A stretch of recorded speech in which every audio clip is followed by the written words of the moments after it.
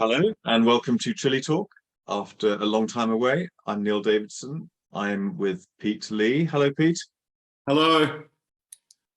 And we've been away, just basically incompetence, really. But it's probably just as well, isn't it, Pete, actually, because given some of our predictions in the past. Well, I happen to think that we cover the issues in Chile well, and then we draw conclusions that don't come to pass because Chile surprises us. Because the country is irrational, That's right. And it doesn't conform to our predictions.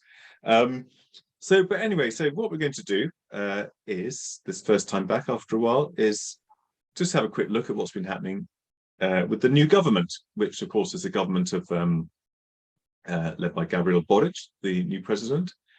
Has been going for about 2.5 months. And what were the expectations of this new government, Pete?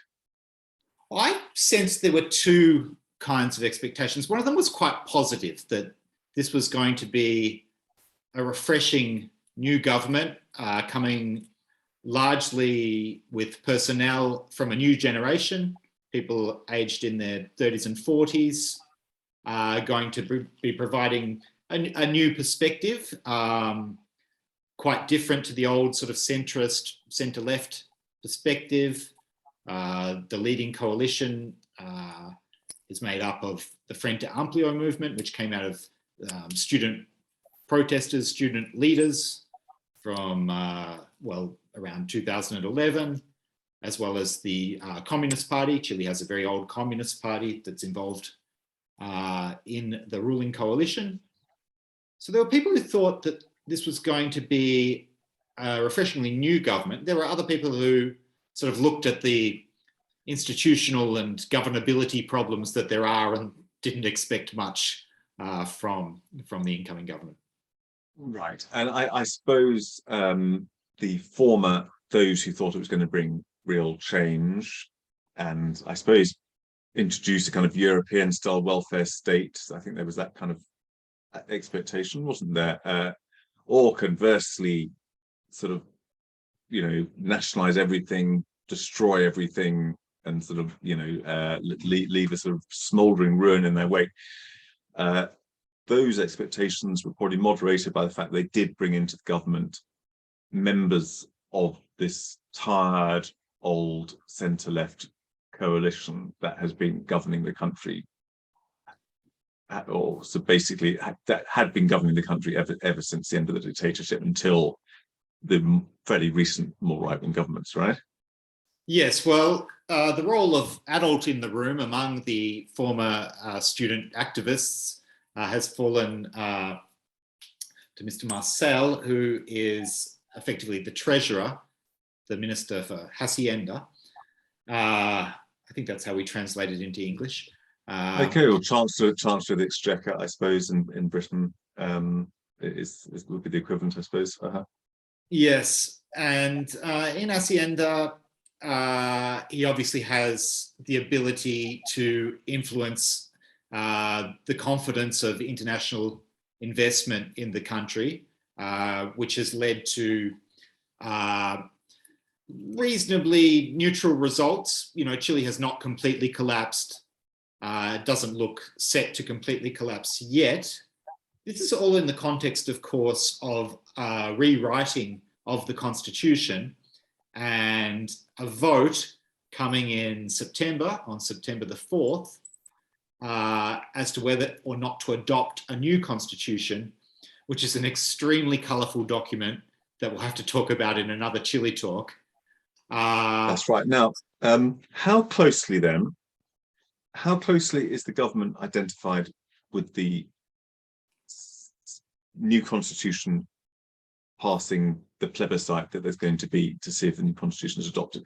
It's pretty closely, does this new government really stand or fall with the new constitution? Well, it's certainly put it that way. The president and others have said that to deliver their program, which is a fairly fanciful program, they need the new constitution to be passed.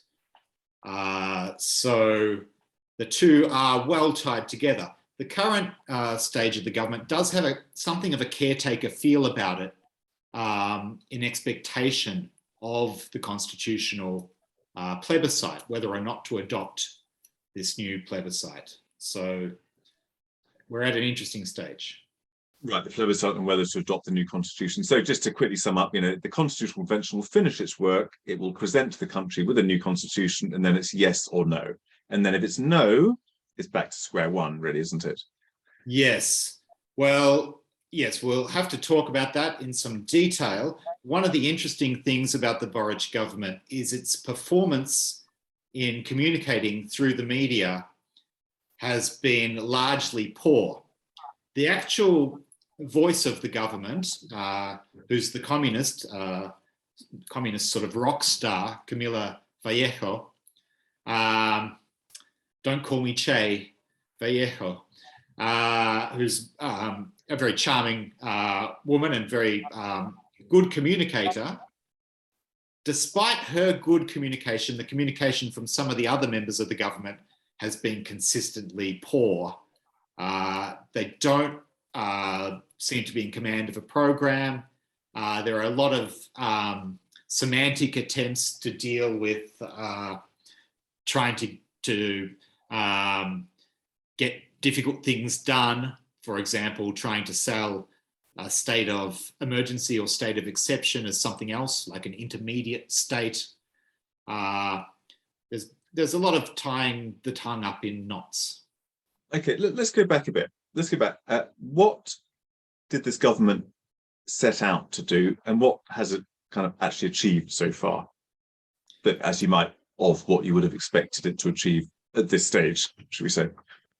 Yes, I mean, exactly what it set out to achieve has remained at the level of a kind of undercurrent.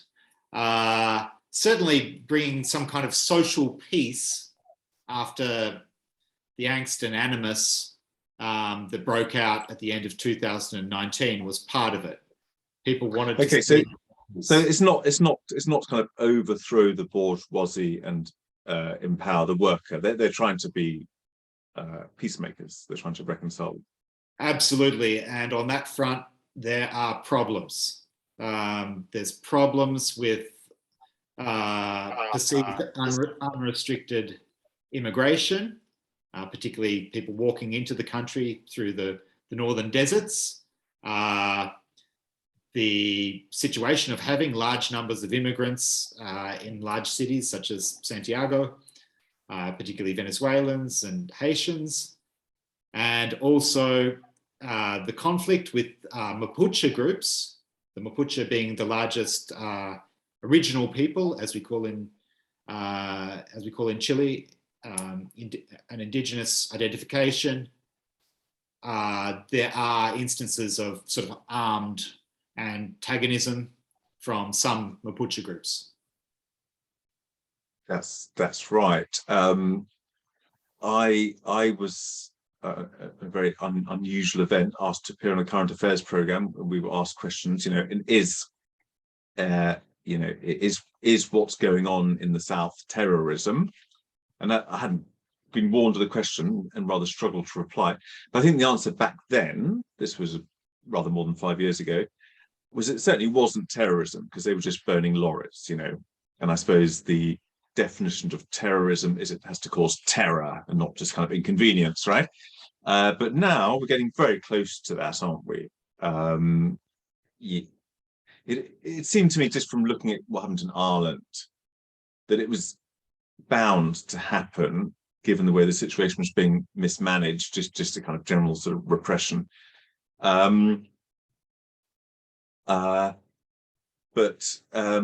Anyway, hang on a second. This is a question for a totally different show, actually. So let's just perhaps glide over the Mapuche question. But part of the problem is they didn't want to have a state. There was a state of emergency in the South because of the amount of activist militant activity. The last government, the right-wing government, had a state of emergency. The new left-wing government, kind of right states of emergency, the kind of right-wing things, right? We're not going to have one, but they've been pretty much forced to have one. So you're saying they're now trying to call it by another name. They were trying to do that, and there are all kinds of problems within the ruling coalition and its lines of supply, its lines of support over the issue. The Communist Party is not comfortable with the situation. Boric's own popularity has ticked up a little since he has acted on sending soldiers basically into the area where the Mapuche groups live. And that has given him a very, very light uptick in his poll results. He's well under 40 at the moment. We're speaking on a Saturday and the polls come out on a Sunday. It will be interesting to see whether his poll numbers continue to drift up a little bit, but he was down towards 30% approval, and he's getting up towards 40, which isn't so bad. He started very high, I think at 60% approval, which was very, very high for an incoming president. There's a lot of goodwill, hoping that he'd do well. Another issue that we'll have to talk about, of course, is whether the new constitutional proposal will pass. And of course, that's being followed closely in the polls as well. And that's evolving in very interesting ways that we'll have to talk about. Is it fair to say that when the Constitutional Convention was elected, we got a very left-wing, surprisingly left-wing assembly, and we all kind of thought, oh gosh, you know, we've got the Chileans wrong all these years. We thought they were kind of free marketeer, blah blah. You know, in fact, they're a bunch of sort of leftists. But actually, on a lot of subjects like immigration, like activist ethnic minorities, they are what one would normally call pretty right-wing, right? Yes. In the election for the Constitutional Convention members, which was well over a year ago, 41% of the electoral roll turned out to vote, which was very, very low. There were not really explicitly political parties running. I mean, in some cases, you could recognize who the right were because they simply reversed the order of their name from Chile Vamos to Vamos Chile. But there were very, very few votes in it for the traditional parties, even fewer for the traditional centre-left parties. And a lot of dinky little organisations got reasonable representation. Basically, local celebrities were elected to the Constitutional Convention, and they haven't performed particularly well. But we'll have to talk about that at length somewhere else. Story for another time. That's right. Okay. Well, this is meant to be just a very quick roundup of the state of play, the new government, and perhaps just clinch it with a little summary. I mean,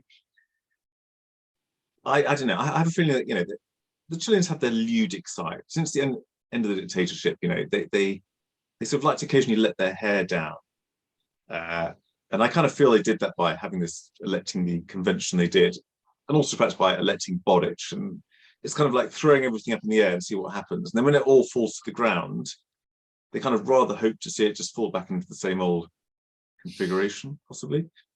Yes, I mean, there's probably something to that. I mean, if you look at, I guess, Latin America in general and Andean America, they have a tradition of Carnival, which of course was very syncretistic, drew on many Amerindian traditions predating the arrival of Christianity. And certainly during the period of the Chilean Republic, and perhaps even before, Carnival was always reasonably minor. And the Republic succeeded in making militaristic celebrations its Carnival throughout the 19th century and well into the 20th century. it has a disciplined sense of letting its hair down. And lots of analysts have always looked at the Chilean state as, despite the fact that it doesn't have much money to do things, it is a serious organization. There is a notion of maintaining a sense of stability that is quite charming. Good. Okay. Well, I hope we shall obviously be returning in greater depth to some topics that we've no doubt somewhat bafflingly touched upon in this very short roundup. So, welcome back, those who are watching, and hope you will join us for our next Chile talk. Ciao.